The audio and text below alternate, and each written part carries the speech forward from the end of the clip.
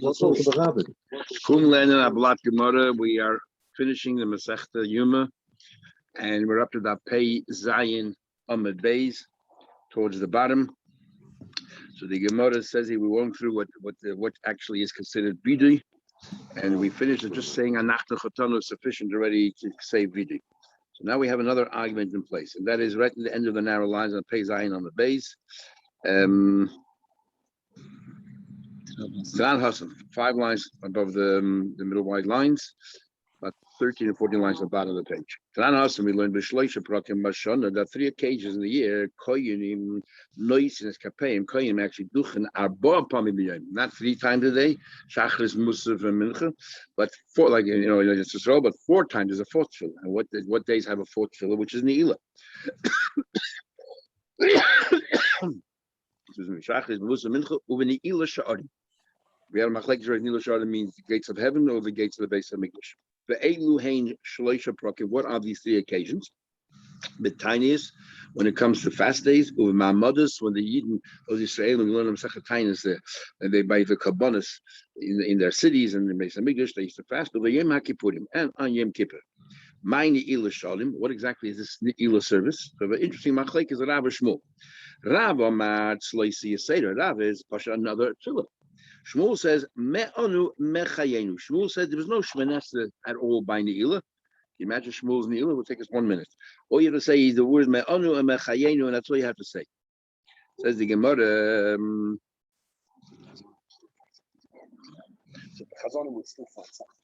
Yeah. And after the Einam Mispal, they don't damage shmanasa. Makes last question as a Bryce. Or Yom Kippurim on Erev Yom Kippur Mispal Shava. The night of Yom Kippur you daven 7 Misvad and you say vidui. We said before we know the vidui that we say. B'Shachris in the morning once again Mispal Shava Misvad and you say vidui again. B'Musav by Musav Mispal Shava Misvad you say vidui again. B'Mincha Mispal Shava Misvad you say vidui again. B'Ne'ilah Mispal Sheva Misvada. Clearly, by Ne'ilah there was a shmanasa. How can Shmuel say there was no shmanasa by Ne'ilah? As the Gemara Tanai, Shmuel will say it's a machlekes Tanai, and that is the Tanya we learned Yom HaKippurim im Chashecha.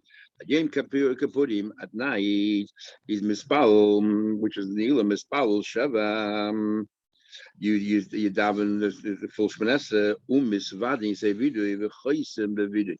And you conclude with vidya as well. So you don't say Mekaji Yisrael, you say Sochel La'ami Yisrael. Okay, la Sochel. Yeah. Yeah. David Ameh Chom say Mispal Sheva Yidam Shmesa V'im Rotza Lachta B'vidya Chaysim. It's up to you if you want to conclude with this video, okay, la Sochel or not. So you want to write. But the point to you to the Shmuel to you. Here it's clear. You want to say machlekes tonight, but here it's clear that what Mishmanesa. Whether Amei, whether Chachamim, they're only arguing how you conclude the bracha.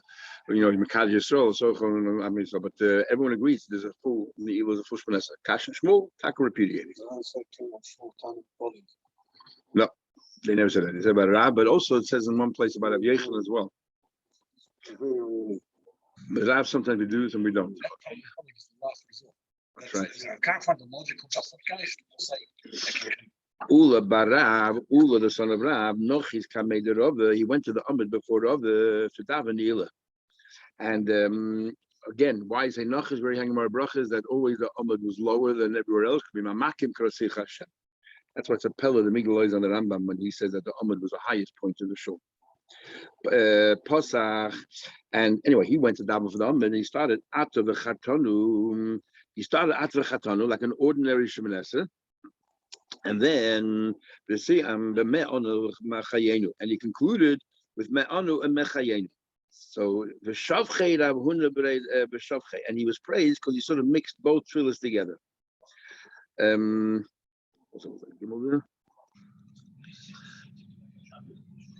Okay, so he was because he put both together. He put Shmuel's words into the Ne'ilah as well.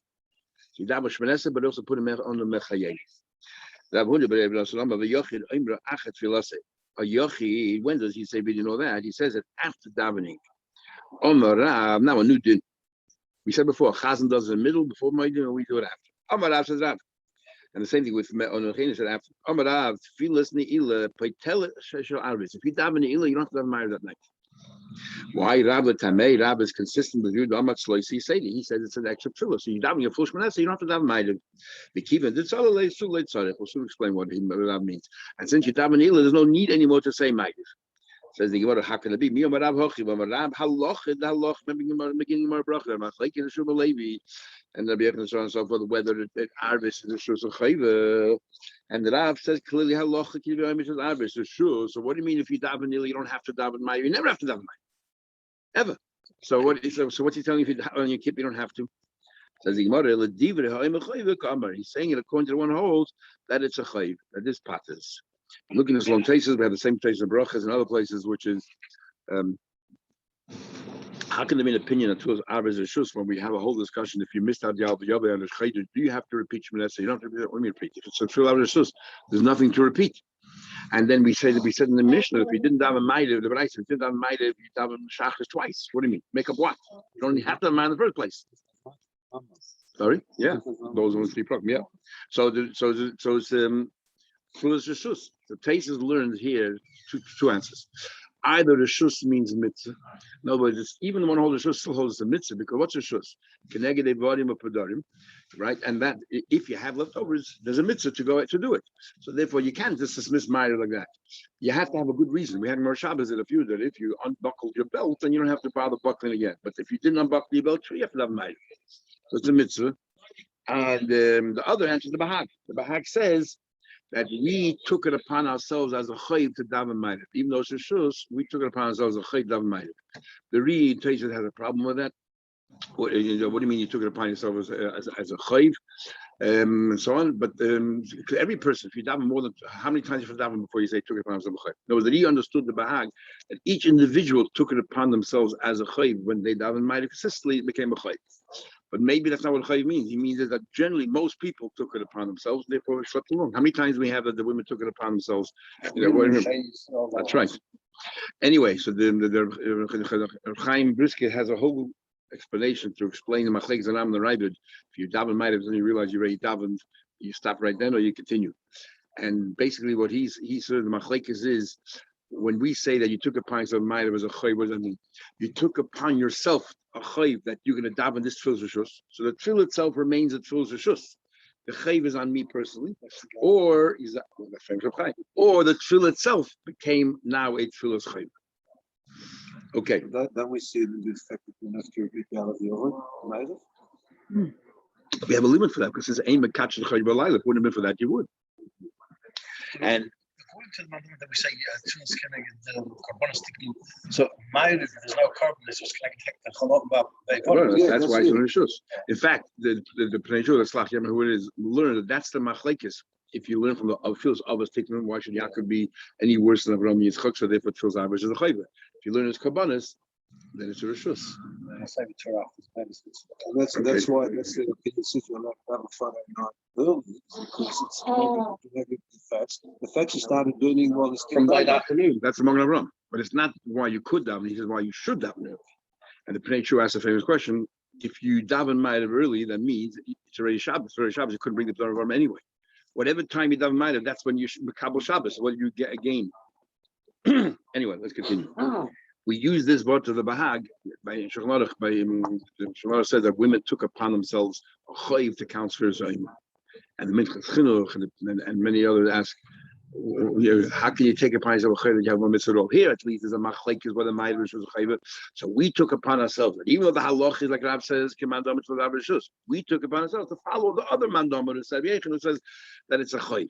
But according to by women, they're potter from because the mitzvah says my grandma. What do you mean they took upon themselves the chayv? Well, you took making no mitzvah. Can't make no mitzvahs. What does it mean? No, that's just a minute. What? That's a minute. You mean what you say is because it's top blocking that? Yeah, but just as long as that's kibbutz and chayva is the exact same words that the Bahag uses from ma'ariv. So therefore, the only way to answer that is to find a manda amar that says that women are chayiv in Sfiras Omer. So then you can say they decided to pass like the manda amar. Many years ago, I said a pulpit on this here, and I found 5 different ways to say women are chayiv. And then therefore that's what they did. Anyway, let's continue. Meisvei, you'll ask a question. Oh, that's a question. So now, so you don't have to mind. That's a question. So, hey, you can put him as well, Sheva, you don't have Misvada Shachar, and you say, Bidu, Shachar is in the morning, Sheva, Misvada, you say, Bidu, Musa Sheva, Misvada, Benila, Mispal Sheva, Misvada, Arvis, Mispal Sheva, but this time, ain't Shmain Essay. On the one hand, it's 7 because it's still like Yom Kippur. On the other hand, it's for the end of Yom Kippur, so you daven 18 brachas. So how do you do both? You daven Sheva, and this middle bracha, like Havinenu, includes all the different brachas of Shmain Essay. All the different brachas, yeah. So Rashi said tircha, and others say because it's still Yom Kippur. It's still Yom Kippur. We still wear talis. It's still Yom Kippur, and therefore we daven like Yom Kippur 7. No, mispal from Nesa b'Shalem, but you got down the full thing. Why? But what do you see clearly from there? Both of them said you daven nila, and you still have to daven. You still have to. You have to daven Ma'ariv. Hakasha Rav. No, Rav said if you daven Ne'ilah, you don't need to daven Ma'ariv. Here, clearly you daven Ne'ilah. We already repudiated Shmuel. Here, you clearly daven Ne'ilah, and still you have daven Ma'ariv. But in order to know you, there's a machlei to name. I'll find you another time that says you don't have to. The time we learn kochai of tefillah is anybody who has a mitzvah tefillah toivlin kedarker on Yom Kippur. They can go to mikvah Yom Kippur. Remember, we said that most of Shayim hold that it's only the rabbanon, all these other inuyin, and therefore when it's not for pleasure, it's mutter. You know, for a mitzvah. Need yoledes toivlin kedarker on Yom Kippur. They can go to the mikvah because they're doing it as a mitzvah, especially all tefillah man a mitzvah. Baal keri overnight toivul v'hoilech. Adam Mincha, he can go to the mikveh, especially in those days when you're not allowed to daven without going to the mikveh. So therefore, if he had a carry all in the morning, he can go to the mikveh in order like you daven mincha, for example, on Yom Kippur day itself. But if you saw full mincha, but if you saw carry after mincha, they no longer can go to mikveh. Why not? Because they hold, the Rabbanan hold, that when you daven nila was dafka when it's night. Dafka nighttime you daven nila. And therefore, if you daven nighttime, so wait till nighttime and then go to mikveh, and then go daven ma'ariv. And therefore, if you hold that ne'ilah is nighttime, then there's no point in daven. That's around. That's why you don't daven ma'ariv, because ne'ilah supplants ma'ariv. They daven at the same time. That's around. And Rabbi Yosi says, "Kol hayom kuloi." Yeah, this is Tanoi. And Rabbi Yosi says, "No, all day long you can go to mikveh because you have to still say ne'ilah by day." So Rabbi Yosi holds that Nila by day, Nila has nothing to do with Ma'ariv. How can Nila replace Ma'ariv? And Mashenke and Rav holds like Rameir that Nila replaces Ma'ariv. Says the Gemara, but I mean, I'll ask you a question. Says Hazov, Hametzoida, Metzanas, football Nida, and a Tommy Mays, Traven Kedaka being going all go to Mikvah and Kippur. Nida, the letter to like a Kippur night. What about Balkedi?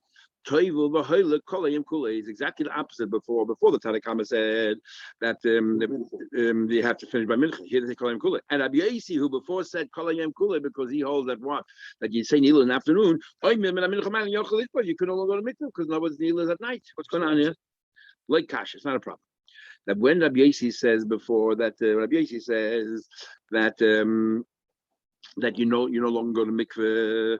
Which is right here. And Yochel talk about the Tzolin for Nila. You're right daven Nila. If you're right daven Nila, what do you go to mikveh for in the afternoon? Oh, and the previous branch it says Kolayim Kula. Talk about the light Tzolin and daven yet. Fedi Gemara the Tzolin. If you're right daven Nila, my Tamai the Rabbanan. Why the Rabbanan saying you do Kolayim Kula? You're right daven Nila. What are you doing? Because Sabri Rabbanan Tefillah Bezmana Mitzvah. They hold that Tefillah Bezmana is a mitzvah, and therefore and the Zman is during the day. During the day, you should go to mikveh after you became tamei, and therefore you should go to mikveh. No, this rabbanon here has nothing to do with the rabbanon of the previous brayso, and nothing to do with the argument about ne'ilah during the day at night. The argument is if tefillah b'zman a mitzvah, forget about davening. If tefillah b'zman a mitzvah, about keri should go to mikveh by day, and if tefillah b'zman a lav mitzvah, you wait till night. Says the Gemara, Mikal, Rabbi Yosi Savar, lav mitzvah. Obviously, Rabbi Yosi says you don't go to mikveh. If you watch daven ne'ilah, you don't go to mikveh anymore. It means he holds not a mitzvah.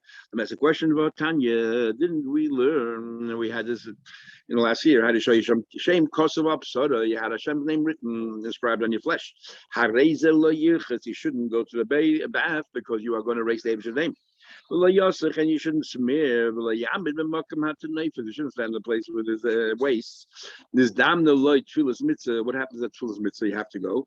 You put a rubber around it or a reed around it. You go to mikveh. You go to mikveh. And so that was Kavan if it gets raised. Rabbi Yosi says you go to And it would go the normal way. Why? Because you have a mitzvah to go, as long as you don't rub it with your hands, you're not actively erasing the Eivish's name. The Kaimelon, the Betfil Bezmana Mitzvah Pligi, for the moment says close to arguing about Chatzitza. Now the Gemara said that the Gemara here said the conclusion is because of the arguing at Tefillah Bezmana. So the Chayre Rabbi Yossi clearly says that Tefillah Bezmana, and therefore go into the mikveh the way you are, because if you don't find a reed, you're not going to go. No, go straight into the mikveh. You just said a minute ago, Rabbi Yossi holds that Tefillah Bezmana Mitzvah, and therefore wait till Motzei Yom Kippur to go to the mikveh. Here, Rabbi Yossi clearly says, go in the mikveh with your David's name inscribed in your hand to Tefillah Bezmana Mitzvah. You're mixing up just because of Rabbi Yossi. There's a lot of Rabbi Yossi out there. He Rabbi Yossi by Yehudi. That is Rabbi Yossi by Yehuda. The kind of Bishop Yerayim Dayel the Chulish Devacharena. It's we're going to learn this Gemara eventually. So I'm not even going to tell you what it's all about. But this woman I couldn't remember. She left when she was pregnant. She came back empty, and we couldn't remember exactly when she was carried and all that. And there was so many possibilities to go through there. Whether you have to go to the mikveh every single possibility, or just wait till the end of the whole term and you go to mikveh then. So Rabbi Yossi says, no, you don't have to go every single possibility. Remember, we had made all those cheshbonos, took it forever.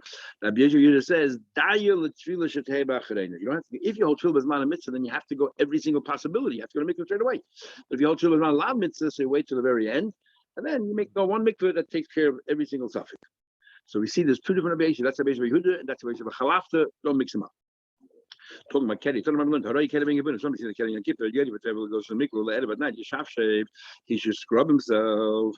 But even it sounds like from here, you scrub yourself after you left the mikveh already. So the edit, my dahaba. What's the point now of cleaning yourself? You already went to the mikveh, yeah.